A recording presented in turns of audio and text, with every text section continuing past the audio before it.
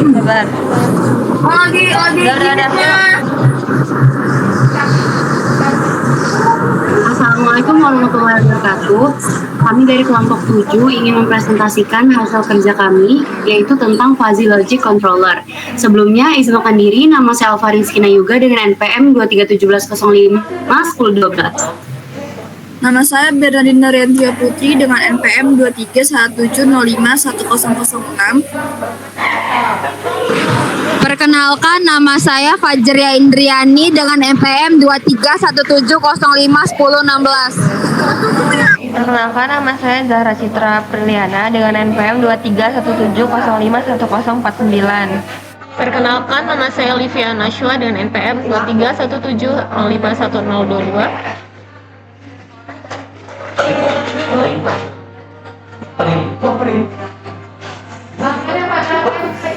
Penjelasan pertama yaitu Fuzzy Logic. Fuzzy Logic merupakan bentuk logika bernilai banyak yang memiliki nilai kebenaran variabel dalam bilangan real antara 0 dan 1.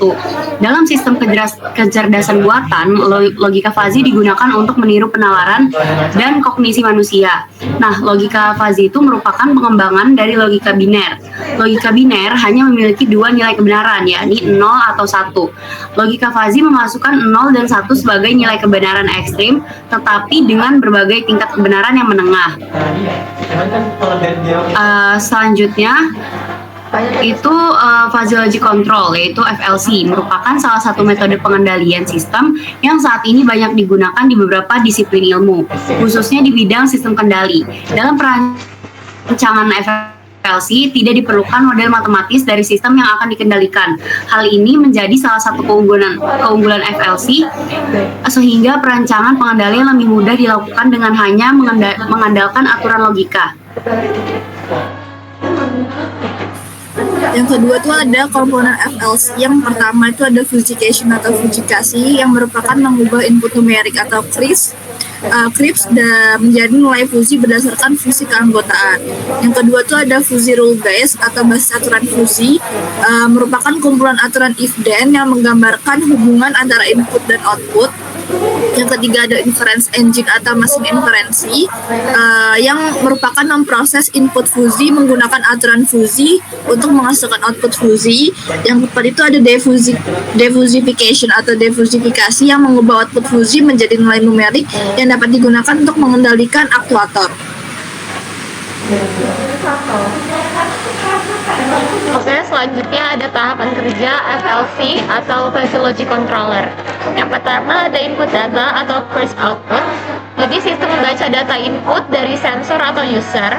Kemudian data ini masih dalam bentuk numerik atau CRISP, seperti suhu 30 derajat Celcius, kelembapan 60%, dan lain-lain.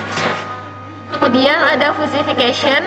Ini mengubah input numerik CRISP tersebut menjadi nilai fuzzy menggunakan fungsi keanggotaan. Tujuannya sendiri untuk menentukan derajat keanggotaan pada setiap himpunan fuzzy. Contohnya, suhu 30 derajat Celcius, derajat keanggotaannya sejuk 0,4 dan panas 0,6. Kemudian yang ketiga ada inference atau proses penarikan kesimpulan dari input fuzzy. Ini menggunakan aturan fuzzy atau rule base yang dijalankan oleh inference engine. Contoh aturannya tuh if suhu sejuk dan kipas sedang, dan if suhu panas dan kipas cepat. Yang keempat ada aggregation dan composition. Jika lebih dari satu aturan aktif, sistem itu akan menggabungkan semua output fuzzy dari aturan-aturan tersebut menjadi output fuzzy gabungan. Yang kelima ada defuzzification, yaitu mengubah output fuzzy menjadi output numerik atau CRISP output. Kemudian output ini akan dikirim ke aktuator. Contohnya tuh seperti motor, pemanas, ataupun kipas. Contoh metodenya tuh ada centroid atau center of gravity. Itu tuh metode yang paling umum digunakan. Kemudian ada main of maximum atau MOM, left right of maximum atau LOM, dan ROM.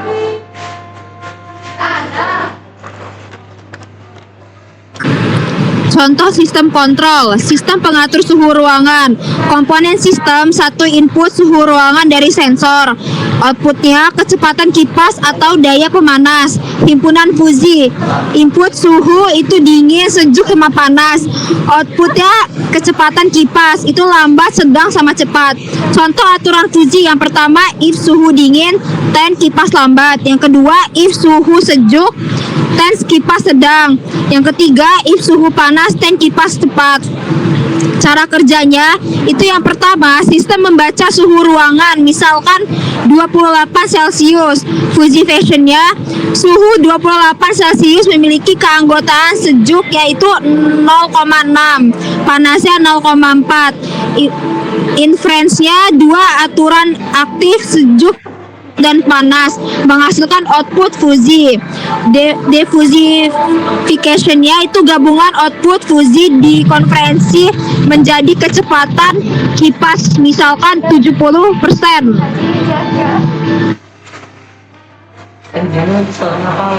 Selanjutnya ada kelebihan dari fuzzy logic ini. Yang pertama itu konsep fuzzy logic ini sangat sederhana. Lalu yang kedua, penalaran fuzzy logic itu mudah dimengerti.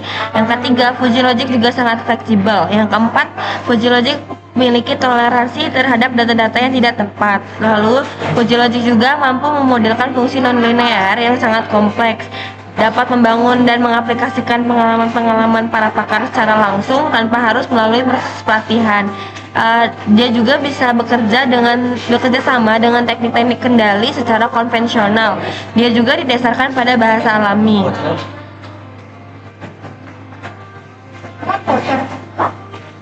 Lalu selanjutnya ada kekurangan dari fuzzy logic ini. Dia itu sulit dalam menentukan fuzzy set membership functionnya. Terus tuh dia juga susah untuk menentukan kemiringan pada fungsi tertentu dan menentukan aturan fuzzy. Ya, terus tuh ada para engineer dan ilmuwan masih banyak yang tidak mengenal teori kendali fuzzy, meskipun secara teknik praktis mereka itu memiliki pengalaman untuk menggunakan teknologi dan kelas kontrol yang sudah ada. Lalu selanjutnya fuzzy logic ini belum banyak kursusnya di bidang pendidikan atau di buku-buku teks yang bisa menjangkau setiap tingkat pendidikan. Sampai sekarang belum ada pengetahuan sistematik yang baku dan seragam tentang metodologi pemecahan problema kendali yang menggunakan pengendali fuzzy ini. Yang terakhir, fuzzy logic ini belum ada metode umum untuk ngembangin dan implementasiin pengendalian fuzzy logic ini.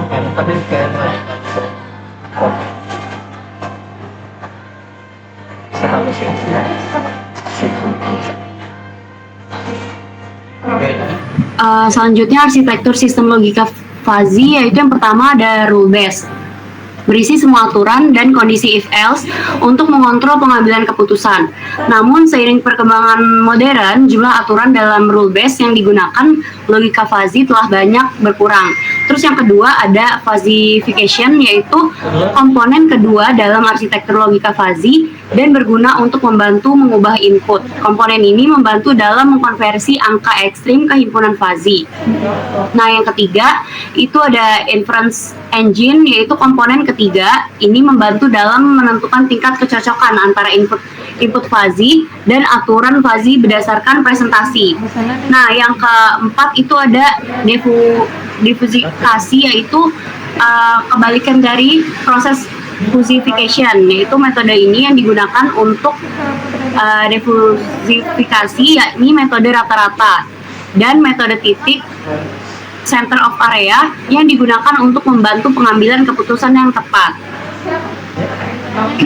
Selanjutnya ini adalah sumber referensi yang telah kelompok kami buat atau yang kami ambil dari searching dari internet. Setelah itu cukup sekian yang bisa kami sampaikan. Terima kasih. Wassalamualaikum warahmatullahi wabarakatuh. Udah ya.